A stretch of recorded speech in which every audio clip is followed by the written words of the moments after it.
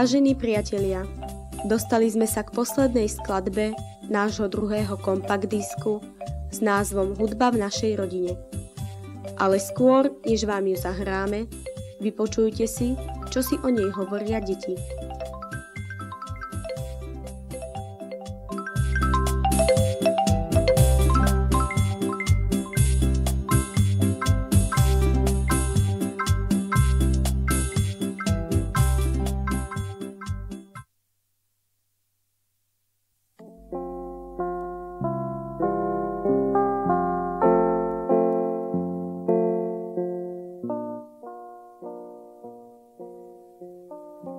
Mišino, pamätáš sa? Ešte sme boli celkom maličkí, keď sme našli v komore papiere, na ktorých boli linajky, vždy 5 pohromade, a tieto boli popísané čiarkami a bodkami. Pamätám. A vy ste hneď priniesli farebné corusky a pokreslili ste ich tak, že už na nich nič nebolo vidieť. A nakoniec ste všetky tieto papiere roztrhali. Asi za týždeň prišiel otco do komory a hľadal akési noty. Hneď sme došli na to, čo sme s notami porobili, ale vytrvalo sme mlčali, hľadiac zaťato do zeme. A otco došiel tiež záveru o osude nôd, ale mávol rukou a odišiel. No mňa to tak mrzelo, že som išla za ním a spýtala sa ho, čo bolo na tých papieroch či notách, a dozvedeli sme sa. Písal sa rok 1946, keď mal otco 18 rokov a chodil do 8. triedy piaristického gymnázia v Nitre.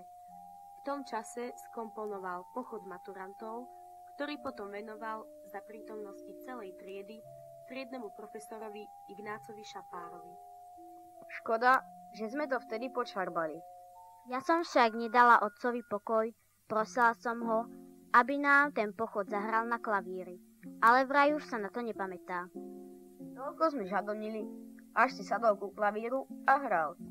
Nám sa to páčilo, ale oco poznamenal, že to stačilo pre 18-ročného študenta, dnes by sa za takú jednoduchú skladbu hanbil. Deti, viete čo? Zahrajme si to aj my. Áno, poďme. Teda, Pochod maturantov z roku 1946, autorom je náš otci, doktor Eugen Jonáš.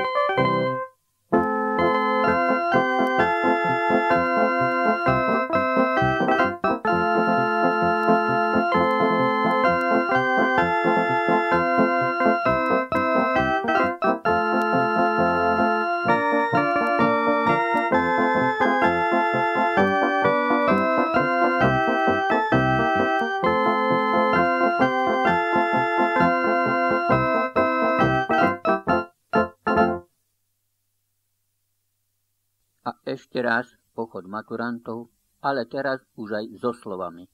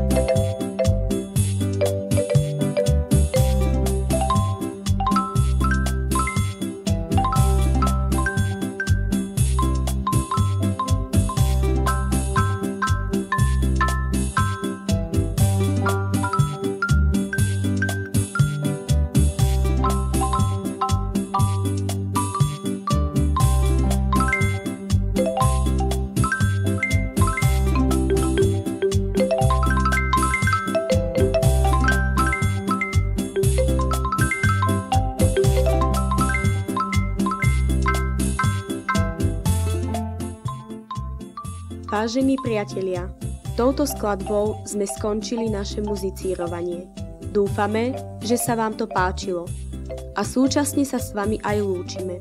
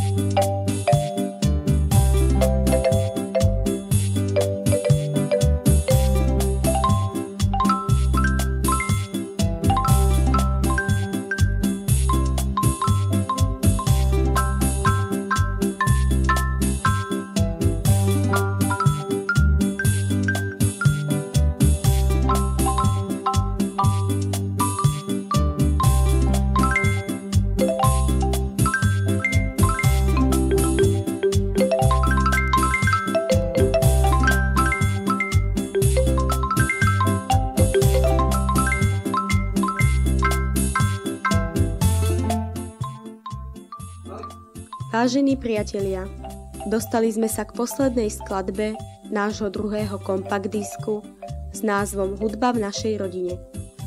Ale skôr, než vám ju zahráme, vypočujte si, čo si o nej hovoria deti.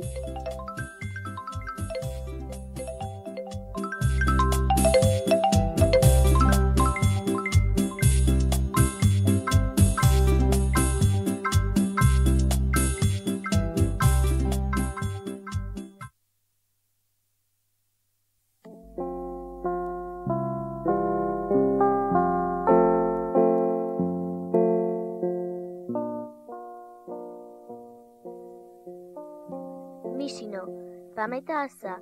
Ešte sme boli celkom maličkí, keď sme našli v komore papiere, na ktorých boli linajky, vždy 5 pohromade a tieto boli popísané čiarkami a bodkami. Pamätám. A vy ste hneď priniesli farebné corusky a pokreslili ste ich tak, že už na nich nič nebolo vidieť. A nakoniec ste všetky tieto papiere roztrhali. Asi za týždeň prišiel oco do komory a hľadal akési noty.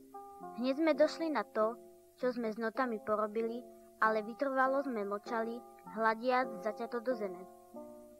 A oco došiel tiež záveru o osude nôd, ale mávol rukou a odišiel. No mňa to tak mrzelo, že som išla za ním a spýtala sa ho, čo bolo na tých papieroch či notách, a dozvedeli sme sa. Písal sa rok 1946, keď mal oco 18 rokov a chodil do 8. triedy piaristického gymnázia v Nitre. V tom čase skomponoval Pochod maturantov, ktorý potom venoval za prítomnosti celej triedy triednemu profesorovi Ignácovi Šafárovi. Škoda, že sme to vtedy počarbali. Ja som však nedala otcovi pokoj, prosila som ho, aby nám ten pochod zahral na klavíri. Ale vraj už sa na to nepamätá. Toľko sme žadonili, až si sadol ku klavíru a hral. Nám sa to páčilo, ale oco poznamenal, že to stačilo pre 18-ročného študenta, dnes by sa za takú jednoduchú skladbu hanbil. Deti, viete čo? Zahrajme si to aj my. Áno, poďme. Teda, Pochod maturantov z roku 1946, autorom je náš oci, doktor Eugen Jonáš.